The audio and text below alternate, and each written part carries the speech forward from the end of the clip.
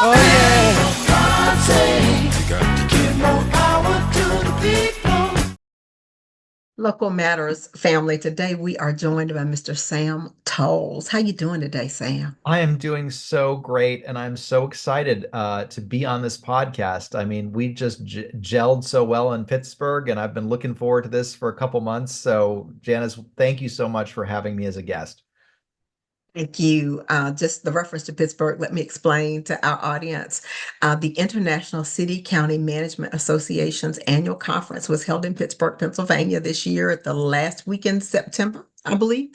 And Sam and I had an opportunity to meet there and we exchanged cards and said, hey, I need to have you a guest on the podcast. So here we are. We're excited. Yeah, one of the things that I learned when I go off to conferences is that there are always people, new people for me to meet, and they're doing very creative things. And these things, of course, have application for local government organizations, but I think they're interesting to the public too, in general, to get some insight into things that can be done to ensure that local government organizations are more responsive to the public's needs. So, Civi Social is one of those things. Sam, I want you to introduce yourself and tell us what City Social is. All right. Well, hi, everybody. I'm Sam Toles. I'm the founder of Civi Social. A little bit about me. I am a former elected city council member. I served in Cathedral City, California, which is just next to Palm Springs, a community of about 50,000 people. Served my 4-year term there. But my career has been in media. Been a 26-year veteran of the media business. And so when I was on city council towards the end of my term, I got that recruiter call that you always want. And Janice, you're in executive search as a part of what you do, and nothing is better when a recruiter calls and it's the job of a lifetime.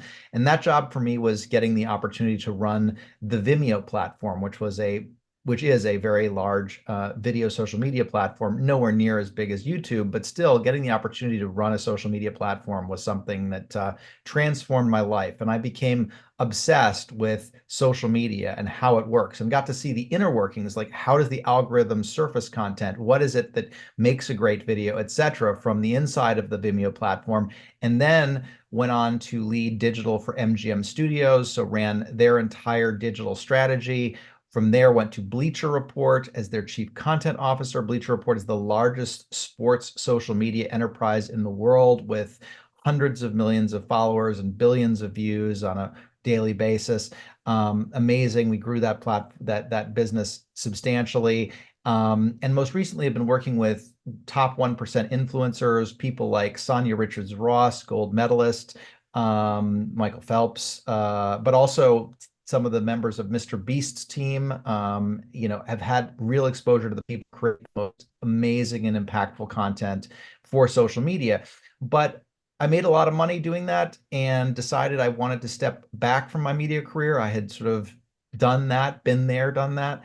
And I didn't want to just retire, and I certainly didn't want to run for local office. I admire people who run for local office so much, but it's hard, and it probably would have ended in divorce. And so we didn't go that path. But I wanted to figure out a way. How could I help local government? Because it's my passion. I believe in it. I think it's such an important part of our lives. And this light bulb went off. You're the most talented, or one of the most talented people in social media. And this is an area that governments struggle in. And so I sort of paired these two sort of thoughts together and developed a one-time affordable program where I can take my vast knowledge and build a social media strategy for any size local government. That when they're completed the program is either 5 days if you're a smaller agency or 8 days if you're a medium-sized agency. And when you're done, you have strategy, staffing, a strategic roadmap, a voice, a vision, and we transform what I think a lot of people in local government feel as a pain point into something that is joyful and actually is additive, not only by connecting community, but also for staff morale. It's amazing the power of changing your perspective and changing your operations around social media. And that is what Civi Social does. And thrilled to be here. as you say that, I'm thinking of a very recent experience. This happened within the last week or so that I was interviewing a candidate. I think a lot of people know, not maybe not most, but a lot of people know that a major portion of my consulting practice is doing executive search work. I help nonprofit and local government organizations uh, recruit and screen leaders for their organizations, be it city and county managers, CEOs of a nonprofit, department director type roles. So I'm talking to people all the time. And one of the questions that we frequently ask as part of our screening process is tell us about your experience with building connections with the public, building trust with the public. How have you built community engagement in the areas where you've worked? And most of the time, I'll get a little laundry list of various things that they've done to build that trust and relationships. And but a couple of days ago, I was talking to somebody, and they told me that they thought social media was the worst thing that ever happened to them.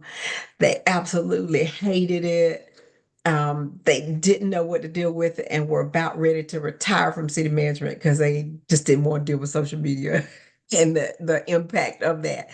So that seems to be on the polar opposite of what you're saying Yeah. now, is that you're saying it's so constructive and can be used effectively, and this person thought it was the worst thing in the world. So how do you reconcile those two Yeah. things? So what you're talking about is actually something I see frequently. I was actually looking at a city county management association recent sort of interview with a newly hired ACM, assistant city manager, and they were talking about what they love about their job and what they hate about their job. And no surprise, social media was the thing they hated most about their job. I hear this all the time. In fact, I was at the Florida League of Cities meeting about a month and a half ago and met with a council member who was newly elected. And he said, you know, we had 50 newly electeds attend this thing. And when they asked us what our least favorite thing about being an elected official was, all 50 of us chose social media. So this is actually not just isolated to one or two individuals. I think there's probably a lot of people listening to this podcast who are saying, yeah, I really hate social media. I'm going to use a really simple analogy, which I always use when talking about social media to people who are skeptical or are feeling like there's no light, there's no hope, there's no possibility that this thing that drives everybody crazy can be better. Social media is like Star Wars. If you think about Star Wars, the Force is kind of the overarching, presence of that, narrative construct. And you see the dark side of the Force everywhere. You have the Death Star, you have the Stormtroopers, you have Darth Vader, and they have their huge ships. But there is also the good in the Force. If you use the Force correctly, it is something very powerful and can be very good. But sometimes, like Luke Skywalker or the Band of Rebels, you feel alone. So you have to lean into, and if you think of the Force, if you just strip away the negative comments, all those visible things of the dark side, and you just say, like, this is a technology that facilitates connection. That is what social media is. It's not out to get you. Facebook and Nextdoor are at times toxic platforms, but their aim is not to get you. Their aim is to facilitate connections with other people in a social context. If you get trained by Yoda, and I'm going to put myself as Yoda in this example, right? And I show you that you can be powerful, more powerful than the dark side, if you actually understand how to use social media. I promise you, it can go from being the thing you hate most about your job to the thing that you love most about your job. And I'm going to use one quick example. We had a contest for cities. Any city could participate. All they had to do was create a video between 20 seconds and 2 minutes long and use the hashtag City Hall is not scary. It was a Halloween contest. And the idea was, like, people actually do have trepidation when going to engage with their local government. If they need a permit or if they need something from City Hall, oh, I'm scared to go to City Hall, right? Let's use Halloween as the trope and let's make this sort of fun. And so we got tons of little videos from different cities of different sizes that all wanted to participate. The videos were amazing. I absolutely was blown away by the creativity. But the thing that amazed me more, and not amazed me, but just validated the approach that Civi Social takes and why I started doing this, is that when they posted these videos on LinkedIn, city managers typically posted the video. And the common theme that was almost universal is we have not had this much fun in a long time. It brought different departments together around a common goal. And we're so thrilled to be able to do something that shows what we do in a fun way to our community. This is the essence of what it is that we do. If you could do that, and like, it doesn't just have to be Halloween. There was another ELGL, City Hall selfie, and hundreds of city halls around the country participated in the selfie day. And everybody's smiling and they're like, this is so fun and we love this. The point is, every day can feel like that because if you're doing social media, it's a team effort. And part of my program is about finding the members of your team who are socially adept and leveraging that talent to make them participate cross organizationally. Now, all of a sudden, your social media is the best part of your job. It really is a choice that people in local government are making. You can make the choice to make social media miserable and to dwell in the comments and to get with the trolls and to try to stop misinformation, or you can take the narrative into your own hands and tell your own story and do that in a powerful way. Awesome, awesome. I think some of the fear of social media is related to just the degree of change. I mean, when did social media get to be a big thing where everybody was coming? I've lost track of time now because it seems like it's been a long time. But when was 2004. that shift? When did it really Yeah. take place? Yeah. So just timeline wise, I think Facebook really began to scale around 2004. Both Vimeo and YouTube were founded in 2004, same year. Before that, it was MySpace. Actually, I think the video platforms probably predate Facebook. So I think MySpace, YouTube, and Vimeo kind of came online about 2004. Facebook is probably more 2006-ish, but in the early Mhm. aughts, social media began its meteoric rise. And what I think people don't often know and appreciate in the local government space is there's social media 1.0 and we're now in social media 2.0. So 1.0 was Facebook, right? Facebook and Twitter, which is now X, Mhm. primarily text, primarily pictures, flat posts. That is the original sort of social media. But over the last decade, so sort of call it from like 2014 to 2024, there's been an explosion of video. This was kicked off by a platform called Snapchat, which is less relevant today, but kind of like if you think about MySpace begot Facebook, Snapchat begot Instagram, right? And so Mhm. this evolution of short form, engaging person to person video really sort of took off. And that happened about 2014 and is now really the dominant form of social media. YouTube sits in the ecosystem. We can talk about that, but like they're a really unique platform. They hit television, they hit phones. It's Mhm. a fascinating platform in that aspect. But the thing about this 2.0, which actually I think should give hope to people, is 1.0 social media. The experience is text and comment, right? In an X post, it's text and thread. In a Facebook post, it's X and comment. Nextdoor is X and comment, right? Like it's post and comment. In 2.0, it's scroll. People are scrolling their mobile phones and watching video. And you know what they're not seeing? You have to take an extra action to go into the comments and to get into the petty and nonsense and all those negative Mhm. things about Mhm. social. Mhm. But video is delightful. And so if you're running a 1.0 social media strategy, you're going to be miserable because that's, A, less effective, but B, that's sort of a hospitable or friendly environment, whereas 2.0 social is totally different and actually will be delighting if you're doing it because, you're not dealing with those comments. People are actually just engaging with your content. Yeah. Thanks for that. That does add perspective. I think for people who have been around the local government game, so to speak, for a long time, we remember when if you wanted to control the narrative, all you had to do was being good with your local newspaper reporter and your TV reporter that covered your organization.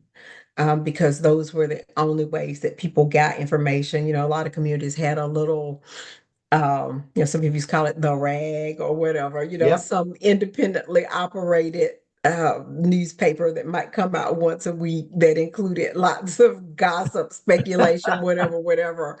But if you could manage the major media, being radio, TV, and the major newspaper, your legal organ, you didn't worry too much about the rag. But now it's like everybody has a rag, and I think that's what scares people. But I think what you're saying, and I'll let you elaborate on this a little bit more, is that just like the guy next door or sitting in his basement or what have you can comment on X or Facebook, the city or county government can do that as well. Mm. And that is an effective means of controlling your own narrative. They used to say, don't argue with anybody with a barrel of ink. And social media kind of gives the local governments their barrel of ink too, right? Yeah. Yeah. No, Yeah. this is there's so much I could you opened a very interesting Pandora's box. So I'm going to give you a couple things. First, Pew Research does a lot of data collection and work around consumption of news media specifically. And so in their 2024 data, they talked about sort of where people get news information. So excluding entertainment, just where people are getting their news. And it's not going to shock you, 4% get it from print. Four of everybody that's responding. Now, is your PIO, your public information officer, your communications person dedicating 4% of their time to print? My guess is no. A lot of local governments are spending a lot of time trying to influence that rag that probably is nowhere near as impactful as other venues. Television still relatively impressive in the kind of 30%-ish range of people getting their information. But social media is now at 35% and growing, right? And social media audiences specifically are really looking to their platforms for news and information. The most prolific user base that's looking for news specifically from social media is TikTok. 52% of TikTok users are looking to that platform to get news. And what you said, I think, is the most important thing. Local media, even when you had that sort of like, let's control the relationship or let's build a positive relationship with the local news channel or the local newspaper reporter, right? Local news is really all about clickbait. And that clickbait I call the 4 Cs: crime, corruption, and car crashes. Like when we present our program to cities, we do a full data scrape of their existing social media and make initial recommendations. I show them all the data that Pew and others have done on this topic, just to where data is, where people are getting information. But I also do a scrape on like the city that is and their local news.coms. And it's like woman shot, building explodes, local politician bribed. Like it's the same 6 headlines that are recycled. You never get to tell your story, and haven't even prior to social media. The desire for news to make money, and the way that they make money is shocking headlines, is always going to prioritize those 4 Cs over telling story of community, story of caring, story of work that's hard and being done well. And so and you said it, and I couldn't say it better. Like, you get to control the narrative. You are your own TV station. You are your own print magazine. And if you're explaining in politics or in government, you're losing. So if you're in the battle of, I have to explain or provide context to some person in their basement sending a comment, let me spend my time fighting with them in the comment section on Nextdoor or Facebook, you are losing that argument. I always tell local governments, don't respond to comments with clarifications. Respond to comments with content. Make a piece of really powerful content that showcases the story that you want to tell, And I promise you, all of a sudden, it's going to get better. Okay. It's very good advice because back in the newspaper days, when it was a much higher share than 4% of people getting their news from the newspaper, we did often share clarifications. Hey, let me set the record straight on this one because we knew that that was the primary source of news and that's how people were engaging with it. So they would pay attention to those clarifications. But you're right now, it's just a whole different ball game. And I think many of us are just going to have to adjust to that and use that to our advantage. As you mentioned TikTok, I think about TikTok as the platform for youngsters. I think most of us do. I have two 20 somethings, and all the time I'll get a text message from them sharing something. Hey, mom, watch this TikTok video. And I'm like, let me figure out if I can even sign into the thing. Oh, I will say TikTok is right now the one of the most important social media channels. And look, so many people in government, there's two issues. First, people are concerned that TikTok will be shut down or that their local state, I believe you're in Georgia, there's a ban. We can talk about that in a second. But their local state prohibits it. And neither of those things is actually true for local government. So the first point is TikTok, as it is scaled, it has, I think, 170 million users in the United States. I mean, that's more than half the country now have access to TikTok. Their audience profile was initially quite young, but is now kind of in that early 20s to late 30s, kind of is the sweet spot. But you do see, on the peripheries, age groups up to boomers and of course younger people, it's getting to be as prolific a platform as Instagram, while Facebook is not reaching young people. If you're under 35, chances of you having a Facebook account that you're actively engaged in is quite low. And Instagram sort of sits in the middle. But the most important thing about TikTok, and the reason that your young kids are sending, or not young, but your 20-year-old, your 20 something kids are sending you stuff, is because TikTok, geniusly, in addition to being a fun platform, also has embedded within it a lot of tools that make video creation easy and super viral and fun. And so a lot of the things that you're going to see on X, for example, or see on Instagram, if you're watching video content, you'll see something really funny, you're like, oh, that's a really cool video. And then you'll hear that boom and see the TikTok logo. And that means that that video was created originally on TikTok and then is being cross-shared because the content is viral and people want to see it on multiple platforms. And so what I like to advise local governments is get on TikTok, learn those creation tools. My number one tip is, if you don't know what CapCut is, download it on your phone and play with it. It is a TikTok product and it is genius and I love it. And it's like the easiest way to make a lot of social media that's super fun. I won't go into more on that, but like figure out CapCut. But if you have a TikTok first strategy, you're influencing all of your social media from YouTube to Instagram to Facebook, but it starts because the creative tools exist on TikTok. And as you speak of TikTok, you make reference to some bans and those sorts of things. Can you clarify? Because it seems like, didn't we hear the reason for the bans was that they believe it has something to do with the Chinese government?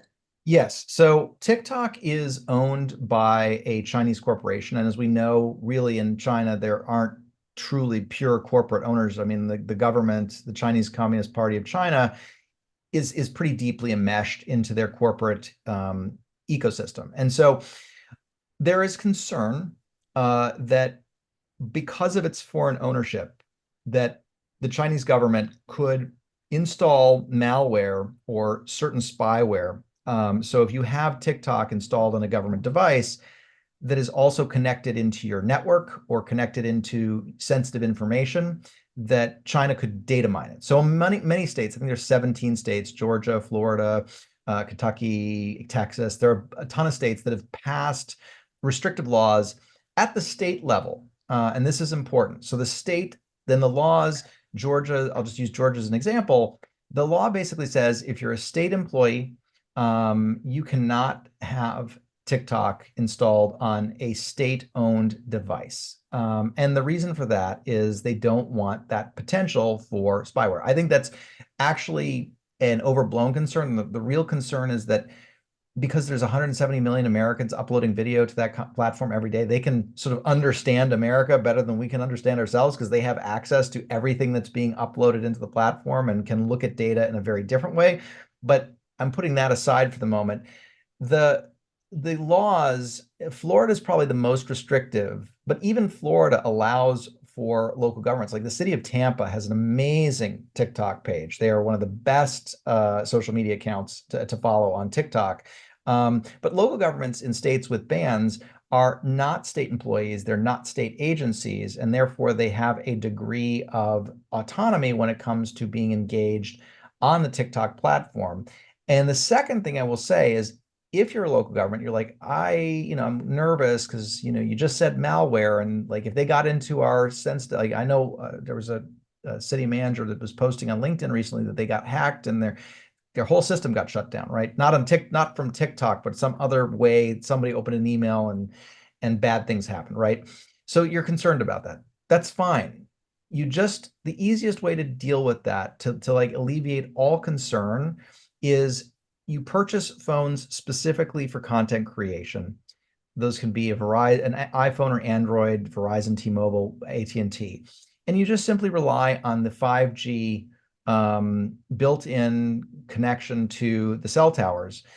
You don't allow it to connect to your Wi-Fi, and you don't install your email servers or your documents or anything that's related to your government. The phone is simply used for content creation, and that content creation is done over cell service. So there is zero, it's basically a firewall. There's no way that they can jump out of the cell service and send a magical bug into your systems and do things. That's the easiest way to protect you. And local governments have full autonomy in most instances to fully use and engage with TikTok, and I highly recommend it. A lot of folks I was talking to a community in Kentucky, and they're like, well, we would love to be on TikTok. We know that this is important, but we're afraid of our ban. And so I went in, read the ban, explained what it said, showed them, other Kentucky cities that are doing it. So just know that you can. It's not against the rules, and it's a great platform.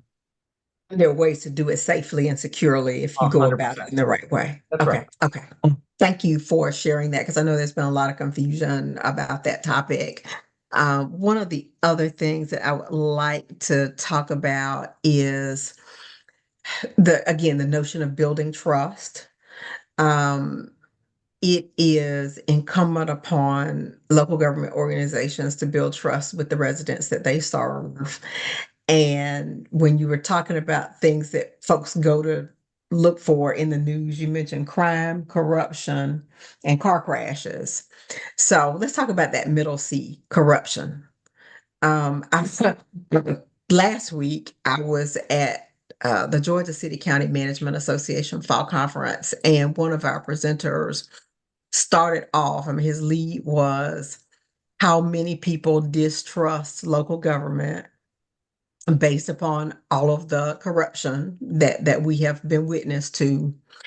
And what can governments do to build trust? Do you see social media as a way to do that? I mean, Yeah. what is that another tool in the toolbox to take the emphasis away from the corruption and Yeah. place it on the reasons that people actually do have to trust their government organizations?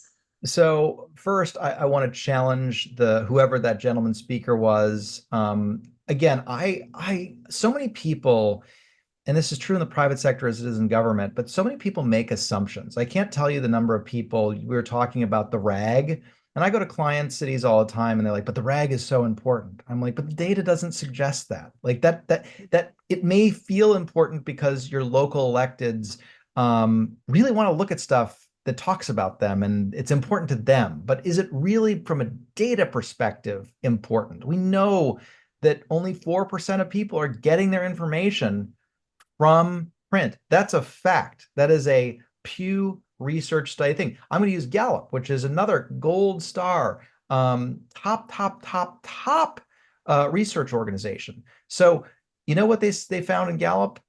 31% of people trust traditional media, and that is television, newspaper, and radio. 31 all-time low. But what Mhm. is interesting about that Gallup survey and the exact same survey, which means the same group of people answering that survey, there was the top most trusted or part of that survey, local government. 67% of people responding to that survey that don't trust media do trust local government. So So double the number of people trust local that's government. right. More than double. I mean, like, when's the last time we got two-thirds of anyone to agree on anything in this country, right? Mhm. So there's a perception. And again, I think and these things are connected. That perception that the rag matters, that a lot of people are focused on it. The perception that the comments in your Facebook or your Nextdoor are representative. The perception that local government isn't trusted simply does not line up with data.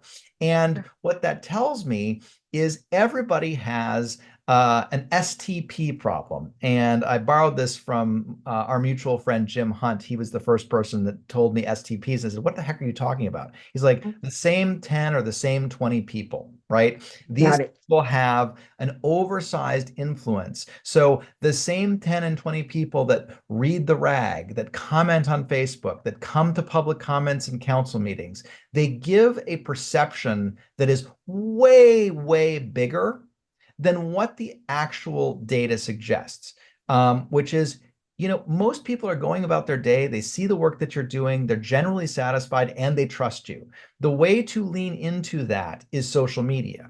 And one of the things I think that people don't appreciate is and you talked about this a little bit ago, like we've changed, our times have changed from something that was before social media to something that was after. And I say before and after the internet. My generation, your generation, we lived in a time before this constant connectivity. For your kids and this new generation, for people that literally are 35 years old and over, they've never known a time where information was not completely plentiful and explosive, right?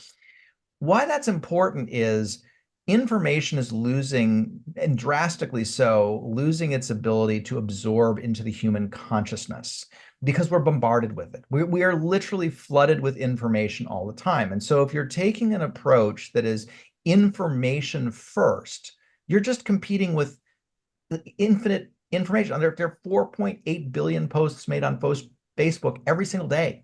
That's a lot of information. So what you have to think about is coming back to something that's very innate and very much a part of human consciousness. By the way, with AI, the explosion of information is going to triple and double again. So we have to find something that's innately human. And what is it that we as human beings have been doing since we were crawling around in caves? Telling stories, personal stories like I use the example of Star Wars. Everybody gets that, right? Like, I'm trying to share information about how you might think about social media, but I'm doing it by telling you a story. And social media for governments is always about like the official release and the shield of the city, and it's trash collection day, or this road is being shut down. It's all about information. It's impersonal and it's not story based.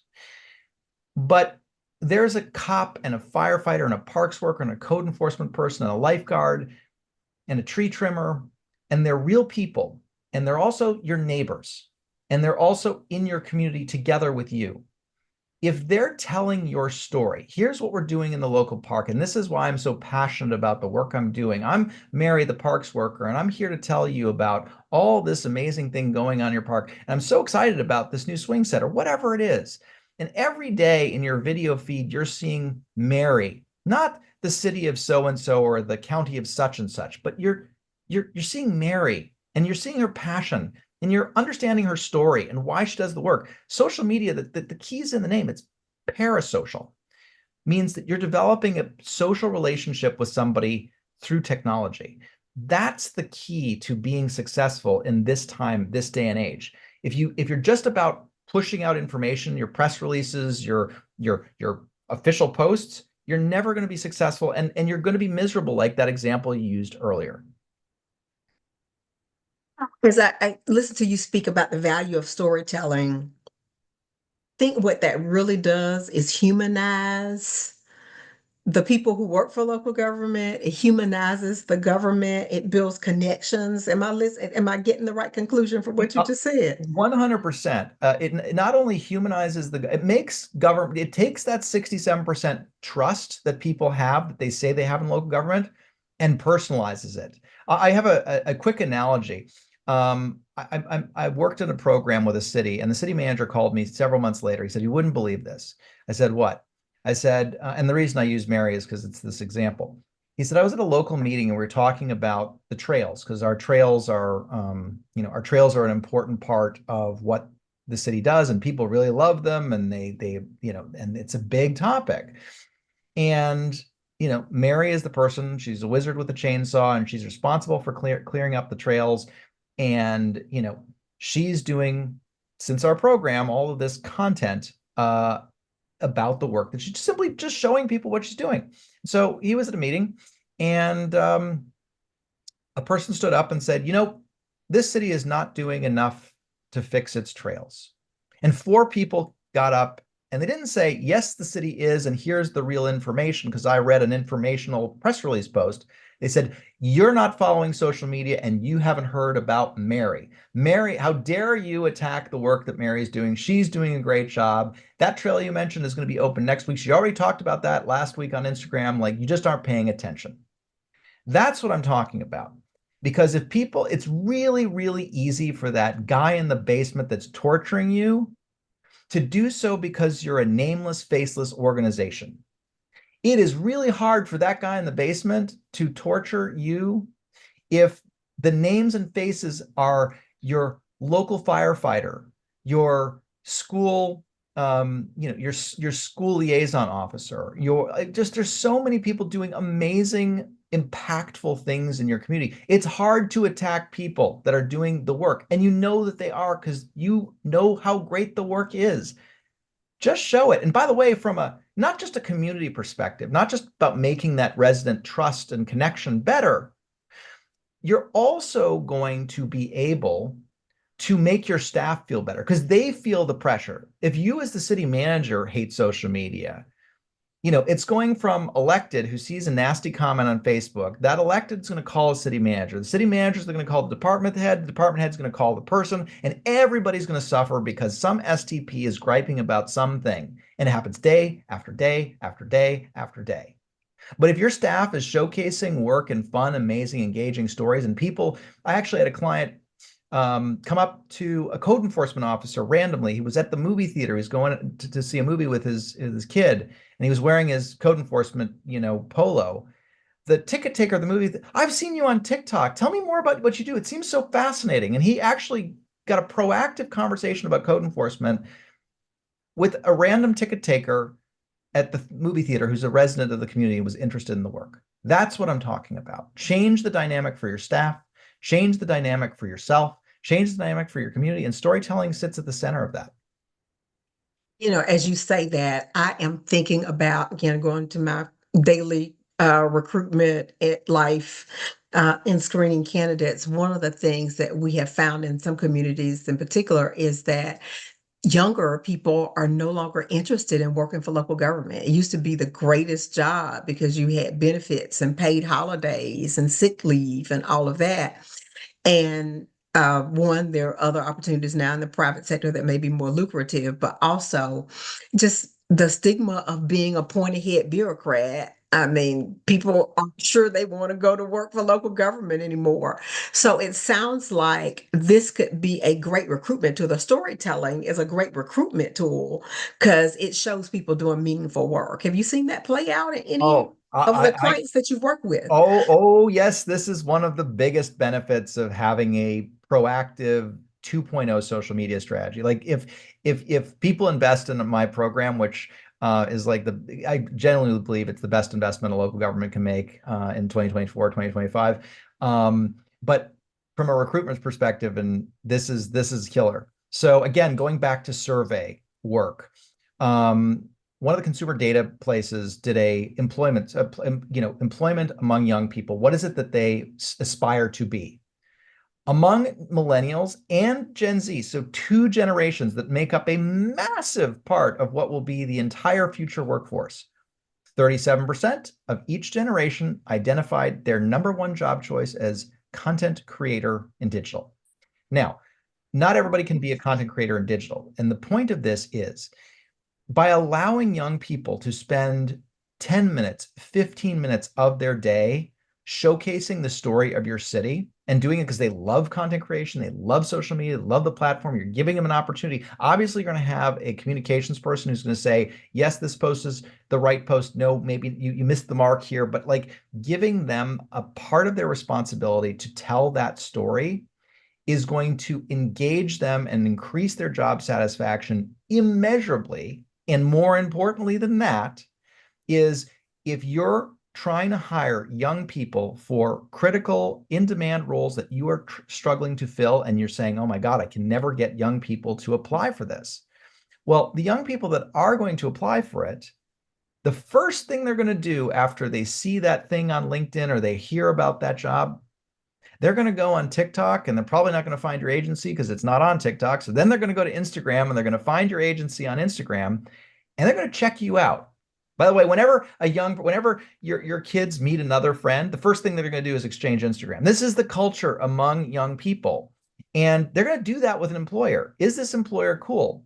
If they open your Instagram and all they see are, you know, happy hot dog day Canva post and dry announcements about the next city council meeting is here, and they're not going to be inspired to join your organization. They're going to be like, this is pointy-headed bureaucratic stuff. I don't want anything to do. But if they see a bunch of city workers with smiles on their faces talking about important work that's helping their community, and that's the feed that they encounter when they're checking you out, guess what? It's going to inspire them to want to work. And if you tell them, hey, you might be, if you're adept at social media, like we encourage and welcome people to participate, then they're going to be excited. So like from a recruitment perspective, it's massive. There's so many tangible benefits to investing in a social media strategy, a 2.0 social media strategy that we've talked about here. It's phenomenal. That again points to the positive side of social media for governments. We just have to know how to capitalize on it.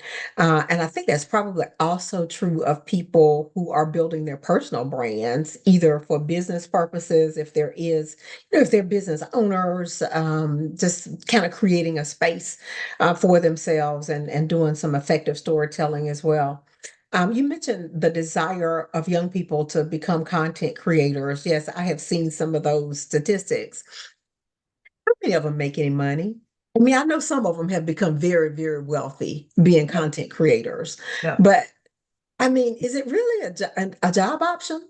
Yeah, so it's weird. My sister is only a couple years younger than me, and she is a trained clinical psychologist who happened to blow up on TikTok and is now making all of her income because of that. She retired from her practice and is now leaning full time into media. So and look, I would say here's that's a nice aside, but to answer your question directly, look, when I was growing up, people wanted to be either an NFL player, an NBA player, or they wanted to be an actor, or they wanted to or they wanted to be a musician, right? Those were always the top job choices. That was and less of those, less opportunity to even have the ability to try your hand. Like, high school athletes, most of them don't make it to the NFL, and that's where it ends. But the beautiful thing about content creation is that you can continue to participate in even if you don't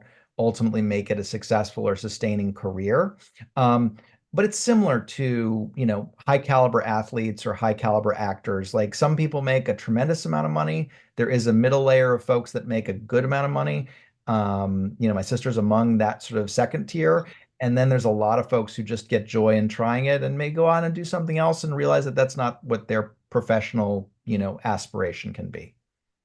Okay. All right. I was just curious because I hear that so No, often. no, no. That's a great question. Um, you know, Also with younger folks, and these folks are probably now in their 30s, but they all want to be rap music producers. You know, you would see that I want to be a hip hop producer. That was the thing that folks wanted to do.